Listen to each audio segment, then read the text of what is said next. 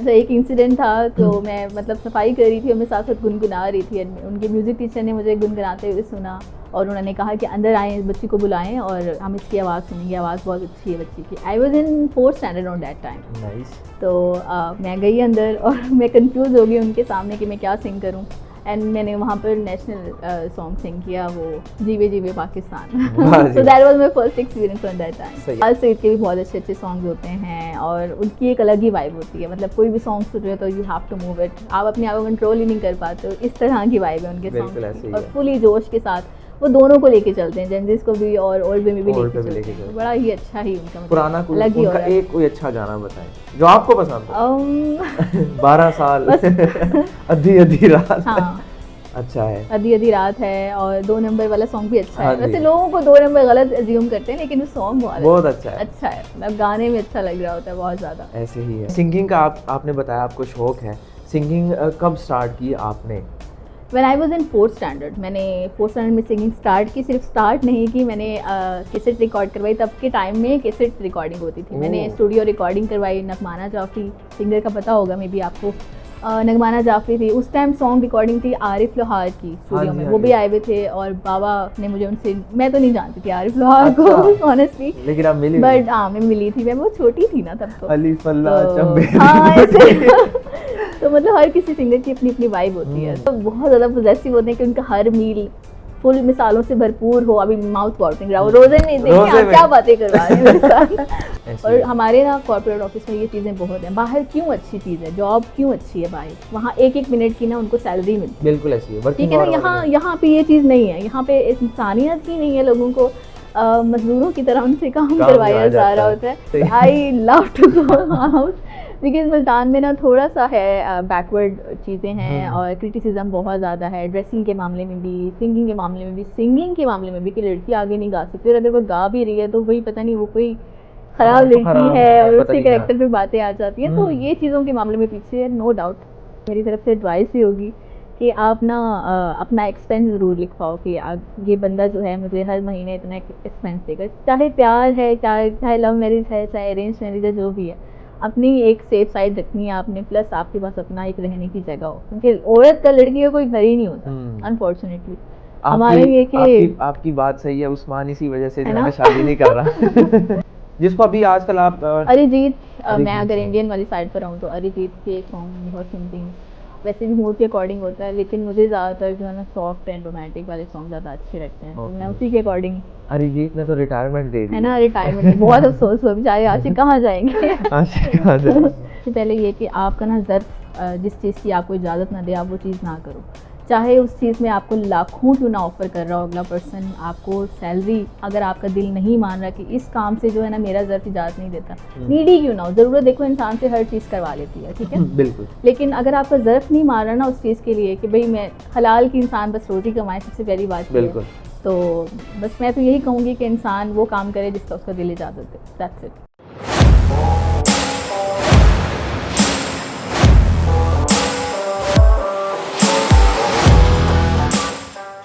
अस्सलाम वालेकुम जी, कैसे हैं आप सब लोग? उम्मीद है ठीक ठाक होंगे। Welcome back to a new episode of season 3 we talk here. आज हमारे पास है एक new guest.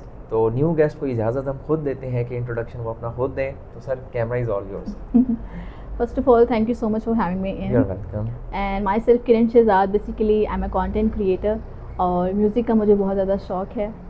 What else? Okay, ठीक है। म्यूज़िक का शौक रखती हैं, म्यूज़िक से ही बात कर लेते हैं। म्यूज़िक का शौक कब पड़ा आपको? बचपन से ही शौक था, बहुत ज़्यादा ही शौक था म्यूज़िक का। पापा म्यूज़िक सीखते थे तो बस वो जब सुनते थे, वो जब गाते थे तो मेरा दिल करता था मैं भी उनके साथ सिंगिंग करूं। तो बस एक दफ़ा ऐसे ही एक इंसिडेंट था, शुड आई शेयर? हाँ जी बिल्कुल। अच्छा, एक इंसिडेंट था तो मैं मतलब सफाई कर रही थी और मैं साथ साथ गुनगुना रही थी। उनके म्यूज़िक टीचर ने मुझे गुनगुनाते हुए सुना और उन्होंने कहा कि अंदर आएँ, इस बच्ची को बुलाएं और हम इसकी आवाज़ सुनेंगे, आवाज़ बहुत अच्छी है बच्ची की। I was in 4th standard on that time. Nice. तो मैं गई अंदर और मैं कंफ्यूज हो गई उनके सामने कि मैं क्या सिंग करूं। एंड मैंने वहाँ पर नेशनल सॉन्ग सिंग किया, वो जीवे जीवे पाकिस्तान। वाह जी so that was my first experience on that time. सही है। अच्छा, आपने बताया फादर भी आपके सिंगिंग का हाँ शौक रखते जी। थे और उनकी टीचर भी थी एक सिंगिंग की। Music teacher. Okay nice. तो उसके बारे में थोड़ा बताएं, उनके फेवरेट आर्टिस्ट कौन से थे, वो क्या अच्छा गाते थे? बेसिकली बाबा जो थे वो सराइकी सिंगर थे, और Okay. वो सराइकी, हम लोग बेसिकली सराइकी हैं, लेकिन घर में हम लोग उर्दू स्पीकर रहे हैं, घर में उर्दू ही बोलते हैं सारे आपस में। तो बाबा को बस शुरू से शौक था म्यूज़िक का, उनकी आवाज़ बहुत खूबसूरत थी। दोस्तों में, कॉलेज लाइफ, स्कूल लाइफ में उन्होंने बड़ा जो कुछ ना कुछ प्ले करते हुए ना, क्योंकि बड़े लोग होते हैं उनका कोई ना कोई गैजेट मिल जाए उसके साथ वो शुरू हो जाते हैं, तो वो करते थे। और वो हमारे लिए जो है ना उर्दू में सॉन्ग भी सिंग करते थे, वही गाना गाते थे, सुन मेरी बिटिया सुन मेरी रानी। तो वो भी बड़ा अच्छा था। तो बस उससे मुझे बहुत ज़्यादा, मेरी इंस्पिरेशन तो बाबा ही हैं और वही रहेंगे। अच्छी बात है। अच्छा, सराइकी का आपने बताया, सराइकी में अब जाहिर बात है आपने अपने फादर की बात की है, तो ये थोड़ी बात पुरानी चली जाती है। पुराने दौर में सराइकी कल्चर में तो सिर्फ एक ही सिंगर बहुत ज़्यादा हिट रहा है, और वो जिन्होंने अभी अली ज़फ़र के साथ गाना भी गाया है, उनका नाम नहीं मेरे ज़हन में आ रहा, अताउल्ला। ओके वही होंगे मेरे ख्याल से, उम्मीद मैं यही कर रहा हूँ। वही है, अताउल्ला ही है, अली ज़फ़र के साथ उन्होंने गाया हुआ है गाना। हाँ जी, बेसिकली मुझे ना सराइकी लैंग्वेज ऐसा कितनी को खास पसंद नहीं है क्योंकि मुझे समझ नहीं आती। और बात सर यही होती है कि अगर आपको लैंग्वेज में इंटरेस्ट हो ना, आप फ़ौरन उस चीज़ को पिक करते जाते हो, छोटी छोटी चीज़ों को। तो मुझे पंजाबी पसंद है बहुत ज़्यादा। मैं पंजाबी के ज़्यादातर सॉन्ग सिंग करती थी, म्यूज़िक टीचर घर आते थे और ज़्यादातर मेरी कोशिश होती थी कि पंजाबी सॉन्ग ही सिंग करूँ, और उर्दू भी होते थे, Indian Urdu. That's nice to hear that. Punjabi में आपके फेवरेट गाने कौन से हैं? बहुत सारे हैं, डिपेंड ऑन मूड, मतलब मूड पे डिपेंड करता है। अभी कभी मैं पापा के फेवरेट गा रही होती थी, जैसे कि सयोनी मेरा माही, on that time that was very famous song. It was. और इसके अलावा बहुत सारे सॉन्ग हैं। I am blank right now, I don't have it right now. अच्छा, कोई favourite artist Punjabi? Okay, Punjabi, यार पंजाबी आर्टिस्ट ऐसा सच कोई भी नहीं है सच, जो, क्योंकि देखिए जितने भी सिंगर होते हैं वो वर्सटाइल होते हैं, ठीक है, वो हर तरह के सॉन्ग को लेके चलते हैं। तो मैंने तो ऑलमोस्ट सभी सिंगर्स को सुना है, वर्सटाइल ही होते हैं इसी चीज़ के। अच्छा, मैं पंजाबी खुद हूँ, मुझे पंजाबी गाने भी खुद भी बहुत पसंद है। Okay, that's good. और लेकिन मैं ज़रा ज़ाहिर बात है थोड़ा जेंजी में आ जाता हूँ, और मैंने नए दौर के आर्टिस्ट सुने, जैसे बिलाल सईद है, हनी सिंह है, और आजकल के टाइम पे एपी डिलन है, करण औजला। कैमरामैन हमें इशारा करके रहे हैं, करण औजला।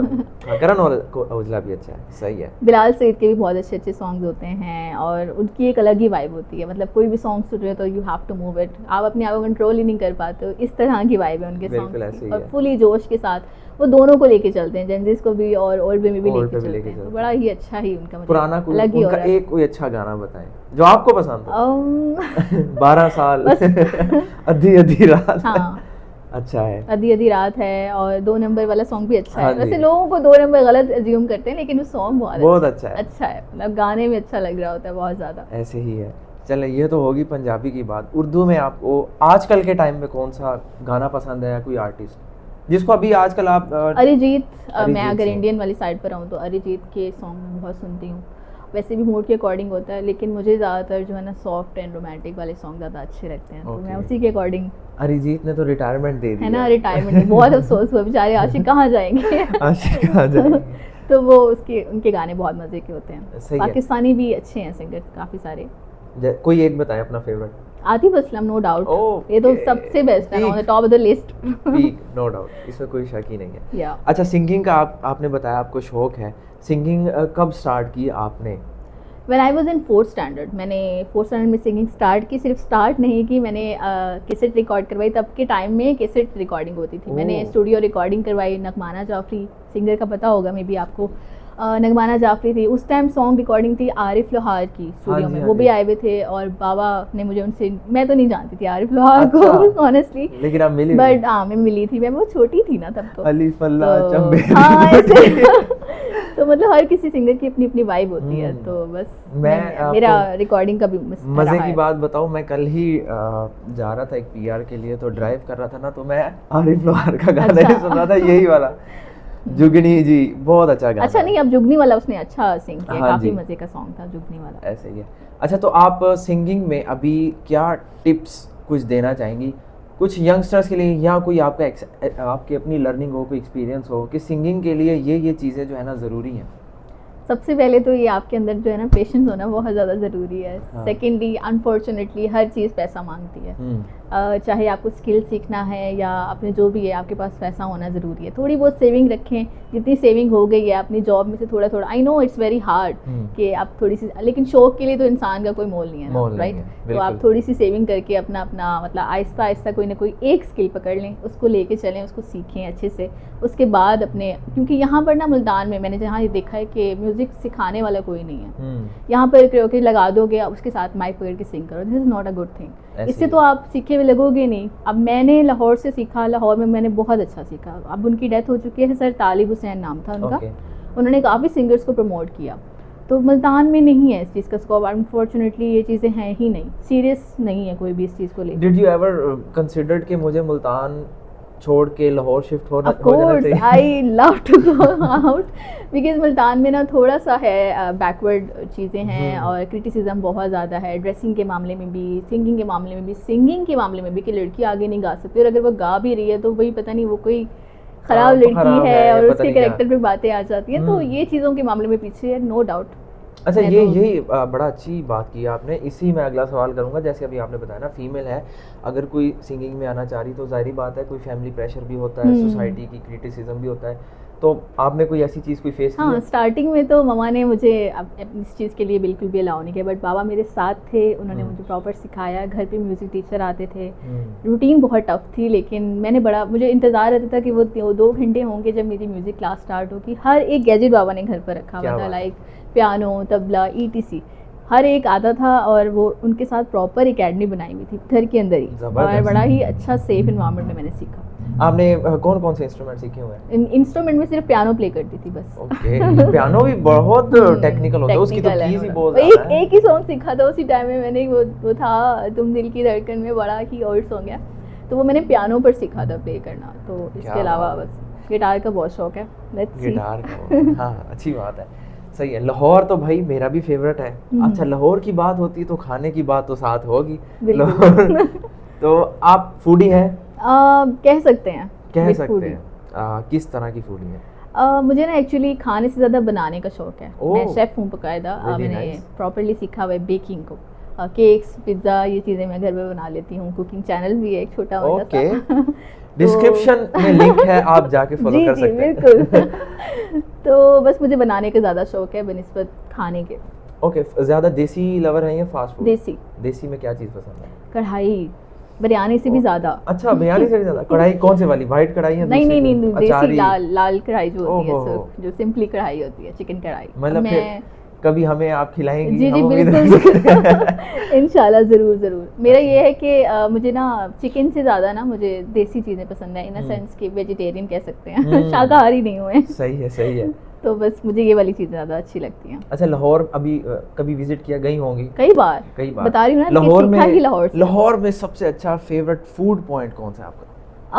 अभी या कोई अच्छा बहुत अच्छा एक्सपीरियंस? नहीं, देखिए लाहौर में ना कहीं भी आप खा लो सब भी अच्छा होता है, क्योंकि लाहौरी तो है ना खाने के मामले में वो बहुत ज़्यादा मतलब बहुत ज़्यादा पॉजेसिव होते हैं कि उनका हर मील फुल मिसालों से भरपूर हो। अभी माउथ वाटरिंग रहा, रोजे में देखिए आप क्या बातें करवा रहे हैं। आई एम रियली सॉरी, लेकिन लाहौर की बात हुई तो फिर खाना नहीं छोड़ सकते। बिल्कुल ऐसे ही है। तो वहाँ का खाना क्या, उनका नाश्ता पॉइंट इतने ज़्यादा अच्छे होते हैं, नान, चने, बहुत डिलीशियस। अच्छा, अगर हम इस पे बात करें कि अब जैसे लाहौर की बात हो रही है, मुल्तान ऑब्वियसली थोड़ा बहुत है बैकवर्ड्स, हम मानते हैं इस चीज़ को। मुल्तान क्या लैग कर रहा है फूड के मामले में? मतलब लाहौर के खाने क्यों इतने अच्छे हैं और यहाँ पे क्या चीज़ें लैग है हमारे पास? हम ना पुरानी चीज़ों को ही लेके चल रहे हैं, हम लोग ना डिफरेंट चीज़ों की वेरिएशन नहीं इसमें इनपुट कर रहे हैं, इसकी वजह से थोड़ा है। प्लस सफाई, हाइजीन का लोगों को सेंस ही नहीं है। अगर ये चीज़ें ज़रा थोड़ी सी हो जाएंगी, नई चीज़ों को हम लोग एडअप करेंगे, लेकिन नहीं, अब पहले से थोड़ा सा ग्रो किया है मुल्तान फूड वाली साइड पे ना, बहुत सारे रेस्टोरेंट बनना स्टार्ट हुए हैं, और बाहर से डिफरेंट लोगों ने अपने आके रेस्टोरेंट स्टार्ट किए हैं, स्पेशली मुल्तान वाली साइड पर। हाँ जी, बिल्कुल। तो बड़ा थोड़ा सा लोगों को शऊर आया है इस चीज़ का कि पहले की निस्बत थोड़ा बेटर हो गया है। अच्छा, आपको क्या पुरानी चीज़ें लगी हैं जो आप, जैसे आपने कहा ना वेरिएशन होनी चाहिए, किन चीज़ों में वेरिएशन होनी चाहिए? डिफरेंट डिशेज में, कुकिंग के, I am talking about cooking thing, के उसमें डिफरेंट वेरिएशन हो। ज़रूरी नहीं है कि चिकन कढ़ाई है तो सिर्फ चिकन कढ़ाई, उसमें इतनी सारी आप डिशेज अपना कुछ ना कुछ एडअप करके, अगर एक ही शौक है आपका, लेट्स सपोज आपको रेस्टोरेंट का शौक है, तो उसको ब्रीफली लेके चलो। हर एक डिफरेंट जहाँ की एक स्पेशल डिश है उसे जाके रेस्टोरेंट में, उनके रेस्टोरेंट में बैठ के खाओ, वो रेसिपी नहीं बताएंगे आपको। खाने से, अगर आप शेफ हो ना, आपको खा के पता चल जाएगा कि उस चीज़ में क्या क्या चीज़ें बहुत ज़्यादा ये कैमरामैन फूड ब्लॉगर भी बैठे हैं, ये भी इस चीज़ के गवाह हैं। अच्छी चीज़। अच्छा, तो आपका लाहौर की तो चले बात हो गई, लाहौर अपनी जगह है, मुल्तान में आपका फेवरेट स्पॉट कौन सा है खाने में? मुझे ना बाबा के टाइम से मुझे बुंदू खां पसंद है वो, लेकिन ये वाली ब्रांच नहीं, ये जो डीएचए वाली साइड पर है ना, हाँ डीएचए, हाँ जी डीएचए, ये वाला नहीं, मुझे दूसरा जो ओल्ड बुंदू खान है, मुझे वहाँ का खाना, नान, रोटी, हर चीज़ वहाँ की अच्छी लगती है। But I know it's too old, but I love it. मुझे फूड वहीं का ही अच्छा लगता है। नहीं, जो लोग उसके पुराने हैं ना, जो पुराने कस्टमर हैं, जो उसके पुराने पसंद करते हैं ना, वो अभी भी उसी को ही पसंद करते हैं और वहीं जाते हैं। पापा के होते हुए हम लोग ने ज़्यादातर वहीं जाकर खाया है, तो इसलिए बस वो उसका टेस्ट जुबान से जाता ही नहीं है, कुछ ऐसी चीज़ें हैं उसमें। सही है। अच्छा, म्यूज़िक पे बात हो रही थी, थोड़ा सा मैं वापस आऊँगा। म्यूज़िक में क्रिटिसिज्म होता है, जैसे हलाल हराम की भी बहुत सारी चीज़ें आती हैं, लोग कहते हैं कि ये हराम है, ये है वो, और अगर ख़ास तौर पे बात की जाए फीमेल्स के ऊपर तो बड़ा क्रिटिसिज्म मिलता है। आप क्या टिप्स देंगी कि क्रिटिसिज्म को किस तरह फेस किया जा सकता है? देखिए, एक ही वे है फेस करने का कि इग्नोर करें।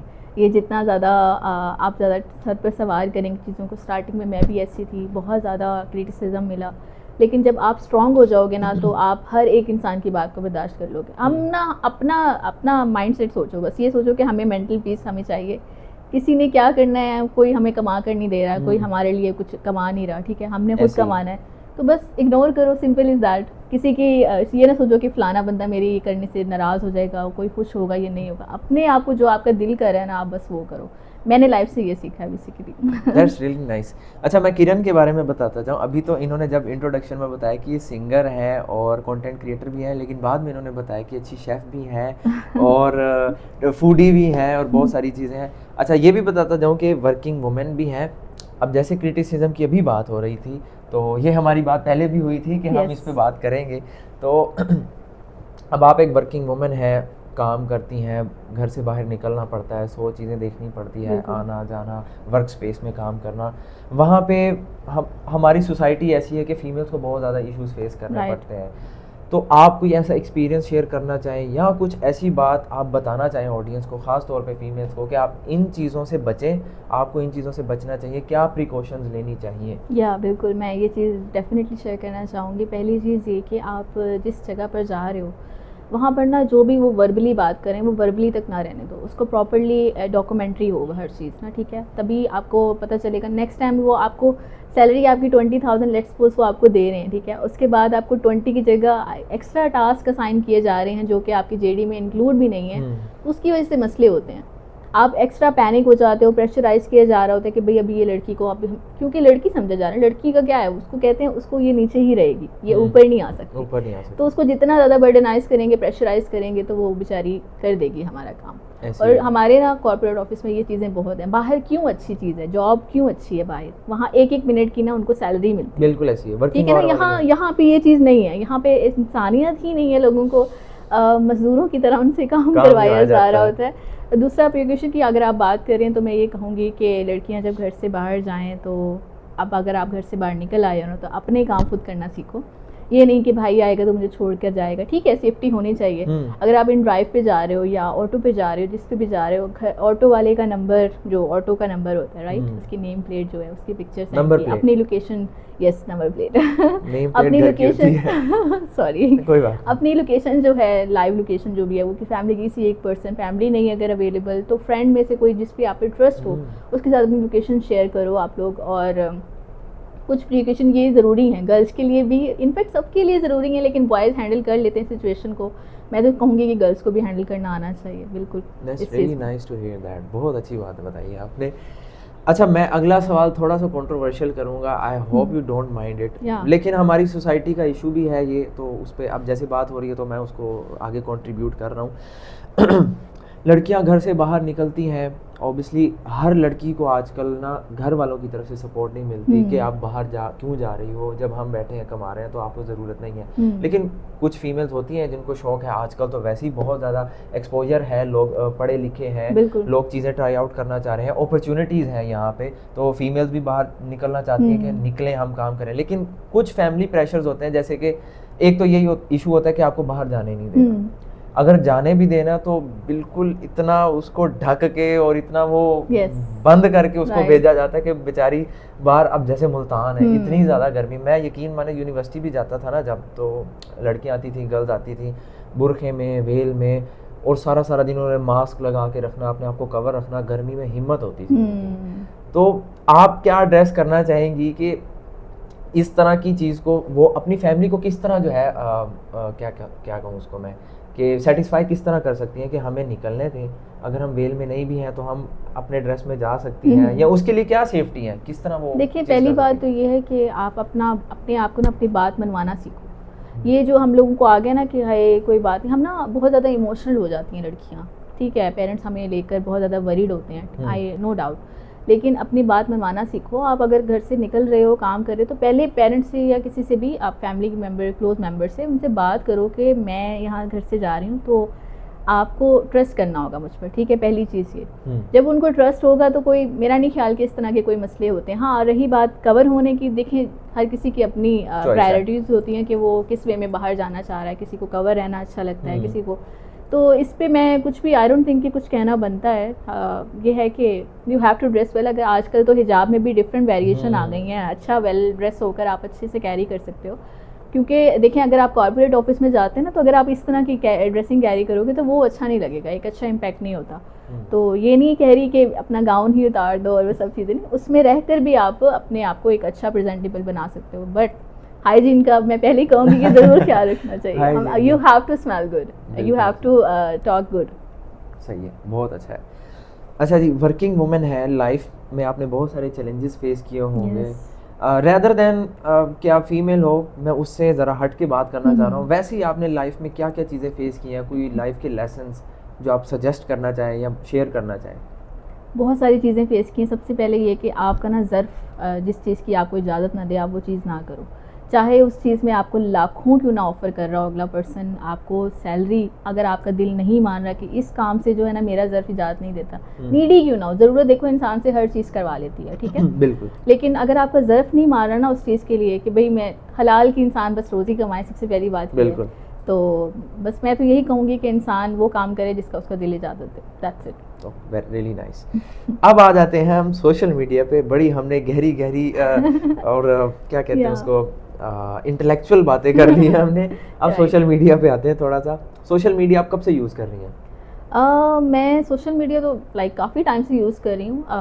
मार्केटिंग से रिलेटेड अगर आप पूछ रहे हैं तो लाइक 1.5 ईयर हो गया अगर अप्रॉक्सीमेटली मुझे, क्योंकि मैं पहले इतनी ज़्यादा सोशल नहीं थी। बस कंटेंट कब बनाना शुरू किया? मतलब 1.5 ईयर से? Yes, 1.5 year. फर्स्ट जॉब थी मेरी वो बेसिकली। अच्छा एज अ जॉब आपने कंटेंट को स्टार्ट किया? हाँ जी, जॉब में मैंने कंटेंट को स्टार्ट किया। उससे पहले ऐसा जितना मेरा कंटेंट का काम नहीं था, ना ही मेरे में इतना कॉन्फिडेंस था कि मैं कैमरे के सामने वो सब कर। हाँ, सिंगिंग का स्टेज परफॉर्मर रही हूँ शुरू से, लेकिन इस सेंस में नहीं लेकर चली कि मार्केटिंग साइड पे रहूँगी, वीडियोस बना सकती हूँ, आता नहीं था, समझ नहीं आती थी कि क्या बोलूँ कैमरे के आगे। तो अब अल्हम्दुलिल्लाह बना कर आदत हो गई। अच्छा, आप क्या बताना चाहेंगी, कोई नया कंटेंट क्रिएटर है खास तौर पे फीमेल, उसको कॉन्फिडेंस किस तरह बिल्डअप करना है, वो कैमरे के आगे किस तरह बात करे, कंटेंट किस तरह स्टार्ट करे? It's a very good question. Actually बाबा ने मुझे शुरू से ये कहा था कि बेटा सबसे बेस्ट फ्रेंड आपका होता है मिरर। आपने किसी भी चीज़ की प्रैक्टिस करनी है ना, आप मिरर के सामने खड़े हो, उसको रिपीटेडली बोलो, और जो भी आपका इंटरव्यू है या जिस भी चीज़ को आपने बोलना है, जितना फ्लुएंटली आप बोलोगे, अल्फाज मुझसे अच्छे वे में निकालोगे ना, वो एक पर्सनालिटी में एक अच्छा चीज़ इम्पैक्ट क्रिएट करती है वो चीज़। तो यस, मिरर के सामने प्रैक्टिस करो, किसी दूसरे की ज़रूरत ही नहीं है। सही है। मिरर में बोल लोगे तो बिल्कुल हर किसी के सामने आप बोल सकते हो। Best advice. सही है। Thank you sir. अच्छा, कंटेंट को आपने किस तरह सोच के स्टार्ट करने की कोशिश की थी? मतलब आपके माइंड में क्या था कि मैंने कंटेंट क्या बनाना है? अच्छा, मेरे माइंड में ना कंटेंट से रिलेटेड कुछ भी कंसेप्ट नहीं था। मैंने सिंगिंग का ही सोचा था, क्योंकि मेरा पैशन था, बचपन से ही माइंड में ये रखा हुआ था मैंने सिंगर बनना है, मैंने म्यूज़िक फील्ड में आगे जाना है। लेकिन जाहिर है इंसान सोचता कुछ है और लाइफ में आगे होता क्या है। सो सॉरी बताएं तो बस यही था कि मैंने सिंगिंग का सोचा, लेकिन आगे मैं क्या करी, मैं स्टेप वाली साइड पर चली गई, कुकिंग वाली साइड पर चली गई, ड्रेस डिज़ाइनिंग वाली साइड पर चली गई। मुझे बहुत शौक है ड्रेस डिज़ाइन करना, और फिर ब्यूटिशियन वाली साइड पर गई, मैंने सैलून का काम प्रॉपर्ली सीखा। मैं कहती हूँ लड़की को जो है ना इंडिपेंडेंट होना चाहिए, उसे हर स्किल आना चाहिए ताकि वो बाद में अपने हस्बैंड या किसी भी लड़के से वो लाइक वो उसके ऊपर डिपेंड ना करे, अपने एक्सपेंस खुद अफोर्ड कर सके। बहुत अच्छी बात है। ये अभी इन्होंने और बातें खोल दी हैं, ब्यूटिशियन वाली, डिजाइनिंग वाली। अच्छा, डिजाइनिंग कभी की है? बहुत बार, बहुत ज़्यादा। मतलब मेरी फ्रेंड की जो शादियाँ जिनकी हुई हैं उनकी पूरी पूरी वार्डरोब मैंने की है properly design. I just love to do that. Really nice, really talented person. ये तो अब मुझे पता चल रहा है कि आप बहुत शुक्रिया, नहीं, बहुत अच्छी बात है, बहुत अच्छी बात। आप एक एक चीज़ को हम टॉपिक को खोलने बैठे फिर तो बहुत ज़्यादा लंबी बातें हो जाएंगी। तो बस यही कहूँगा कि आप अच्छा है कि आप टैलेंट है आप में, और आपने इन सारी चीज़ों को टाइम दिया है, कवर कर रही हैं और आगे भी सजेस्ट कर रही हैं फीमेल्स के लिए। तो रियली नाइस। मैं तो यही कहूँगी कि देखिए, अगर मैं लाइफ के बारे में ज़रूर कहना चाहूँगी, जब अपनी लाइफ का किसी पर्सन के साथ सोचना चाहो ना कि भाई अगर अब मैंने शादी करनी, क्योंकि ये तो हमारी ज़िंदगी का एक हिस्सा है, ठीक है, तो पहली चीज़ आपने ये करनी है कि ये मेरी तरफ से एडवाइस ही होगी कि आप ना अपना एक्सपेंस ज़रूर लिखवाओ कि ये बंदा जो है मुझे हर महीने इतना एक्सपेंस देकर, चाहे प्यार है, चाहे लव मैरिज है, चाहे अरेंज मैरिज है, जो भी है, अपनी एक सेफ साइड रखनी है आपने, प्लस आपके पास अपना एक रहने की जगह हो, क्योंकि औरत का लड़की का कोई घर ही नहीं होता अनफॉर्चुनेटली। हमारा ये कि आपकी बात सही है, उस्मान इसी वजह से जो है ना शादी नहीं कर रहा। बस हाँ, ये वाला फोबिया लोगों को है शादी को लेकर ना, एक्सपेंसिव किसी वाला। अच्छी बात है। अच्छा, सोशल मीडिया पे ही बात हो रही थी, क्रिटिसिज्म सोशल मीडिया पे कभी आपने फेस किया? नहीं, सोशल मीडिया पे अल्हम्दुलिल्लाह नहीं किया। वो इसलिए क्योंकि कमेंट वाली साइड पे मैंने बहुत कम रिस्पांस देना स्टार्ट किया। लाइक इतना ज़्यादा लोगों के साथ बात ही नहीं होती थी। जब बात नहीं होगी तो क्या क्रिटिसिज्म है, क्या है? आपका ना कंटेंट पे डिपेंड करता है, आप किस तरह का कंटेंट बना रहे हो। अगर आप अपने आप को एक्स्ट्रा शो करोगे, वो चीज़ें जो लोगों को बुरी लगेंगी देखने में, डेफिनेटली लोग बात करेंगे, ठीक है। तो क्रिटिसिज्म तभी आता है जब आप कंटेंट अच्छा नहीं बनाते। अच्छा, आपको मज़े की बात बताऊं, ये मैंने अभी रिसर्च भी पढ़ी है कि जेनजी जो है, ये पहली जनरेशन है जिसने दुनिया में सबसे ज़्यादा ना लापरवाही दिखाई है। मतलब हमें सिखाया जाता है कि दुनिया जो भी बोले आप उसकी केयर ना करो, फोकस ना करो, इग्नोर करो, ठीक है यहाँ तक बात। लेकिन जेनजी ने ना इस बात को बहुत ज़्यादा सीरियस ले लिया है। अब जैसे आपने यही कंटेंट की बात की ना कि आप अपने आप को इतना भी ज़्यादा ओवर ना दिखाओ कि सोसाइटी उस चीज़ का बुरा माने। लेकिन लोगों ने, अब वही बात, जेनजी ने इस चीज़ को इतना ज़्यादा अडेप्ट कर लिया कि वो इतना खुल के कर रही है कि उन्हें परवाह है ही नहीं। लेकिन बात पता है क्या है? बात ये है कि हमारे यहाँ ना हम लोग टैलेंट को नहीं देख रहे, हम देख रहे हैं कि अगला बंदा अपना कितना मजाक उड़ा रहा है। जिसने अपने आप को जितना गिराया हुआ है, ठीक है, वो ही बंदा ऊपर जाएगा। अनफॉर्चुनेटली हमारे टैलेंट की तो कोई वैल्यू है ही नहीं। हमारे पाकिस्तान में बहुत कम ऐसी चीज़ों की वैल्यू है। अब जाके जो है ना, पाकिस्तान में शो आया सिंगिंग से रिलेटेड ना, वो भी एक शो पाकिस्तान आइडल, बस। तो ये चीज़ नहीं होनी चाहिए। मैं कहती हूँ टैलेंट है तो लोगों को आगे चांसेस मिलने चाहिए और बहुत सारी अपॉर्चुनिटीज आनी चाहिए। लाहौर जाना चाहिए। एब्सोल्युटली, आप लाहौर जा सकते हैं। लाहौर जा सकते हैं, इस्लामाबाद जाना चाहिए। सही है।